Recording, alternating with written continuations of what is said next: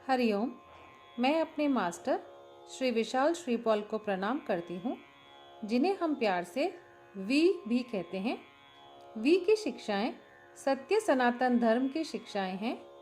सत्य सनातन धर्म शाश्वत है, आदिकाल से चला आ रहा है और सृष्टि के अंत तक रहेगा। वी की शिक्षाएं हमें प्राकृतिक जीवन शैली से जोड़ती हैं। वह सरलता से जीवन निर्वाह करके आध्यात्मिक उन्नति का उचित मार्ग दिखाती हैं।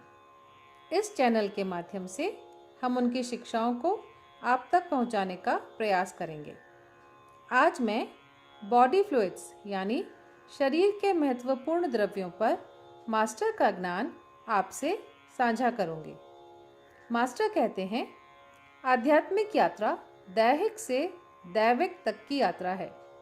इसलिए मैंने हमेशा शरीर को तंदुरुस्त रखने पर जोर दिया है और यहाँ तक कि 21 प्रमुख सिद्धांतों में से एक सिद्धांत भी यह कहता है कि अपने शरीर को सर्वोत्तम भोजन परोसकर इसे एक सम्राट की तरह सम्मान दें। यह जीवात्मा को पुनर्जन्म के चक्र से छूटना है तो उसे उचित भोजन के माध्यम से प्राणधन, जिसे वैदिक शब्दों में सोम या ईथर भी कहा जाता है, को उत्पन्न करना होगा। सोम हमारे शरीर में द्रव्यों की एक पूरी प्रक्रिया चक्र के बाद बनता है और इसके बनने की प्रक्रिया मुंह से शुरू होती है। आइए इसे विस्तार से समझते हैं। शरीर में 4 प्रमुख द्रव्य होते हैं जो शरीर को उसकी वास्तविक प्राकृतिक अवस्था में बरकरार रखने में एक महत्वपूर्ण भूमिका निभाते हैं। पहला है लार यानी सलाइवा। लार हमारे शरीर के प्रमुख द्रव्यों में से एक है जो पाचन में एक अर्थपूर्ण भूमिका निभाता है और हमारे भोजन के पीएच स्तर को भी नियंत्रित करता है।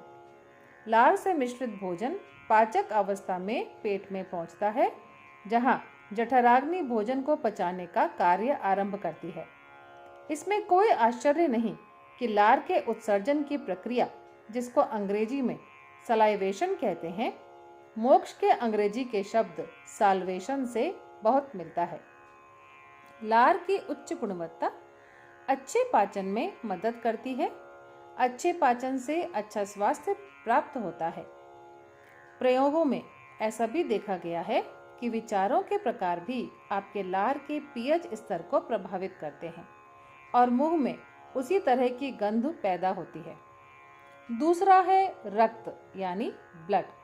लार की मदद से भोजन पचता है और भोजन पचने के बाद रक्त में परिवर्तित हो जाता है, जो शरीर को पोषित रखने के लिए प्रमुख द्रव्यों में से एक है।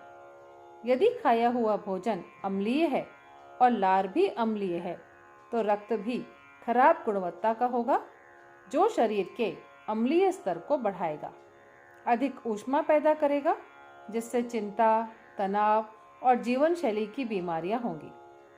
तीसरा है वीर्य यानी समाइनल फ्लूइड।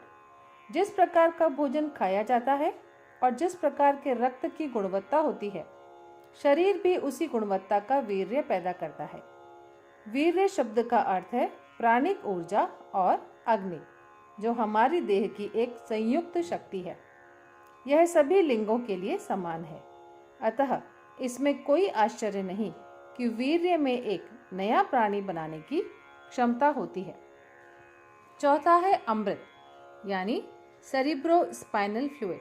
इसे सोम और CSF भी कहा जाता है, जो रीढ़ की हड्डी में उत्पन्न होता है। यह पूरे शरीर में उत्पादित सबसे अच्छा क्रिस्टलीय स्पष्ट द्रव्य है और इसका गाढ़ापन लार, रक्त और वीर्य की गुणवत्ता पर निर्भर करता है। अगर CSF गाढ़ा है तो इसका सुषुम्ना में ऊपर चढ़ना मुश्किल है और उस स्थिति में यह केवल इड़ा और पिंगला नाड़ियों में ही बहता है। लेकिन अगर यह अधिक तरल है तो सुषुम्ना में आसानी से ऊपर चढ़ सकता है। CSF तीसरी आंख, जिसे हम आग्नेय चक्र या पीनियल ग्रंथि भी कहते हैं, उसको भी पोषित करता है। इसीलिए कभी भी खराब भोजन, कृत्रिम भोजन, शराब, धूम्रपान और किसी भी ऐसी खाद्य वस्तु का सेवन नहीं करें जो लार के पीएच स्तर को खराब करती है। ऐसा करने पर CSF यानी सोम बनने की प्रक्रिया दूषित हो जाती है और शरीर में सोम का उत्पादन नहीं होता है, जिससे जीवात्माएं सांसारिकता में ही फंसी रह जाती हैं। धन्यवाद। ओम।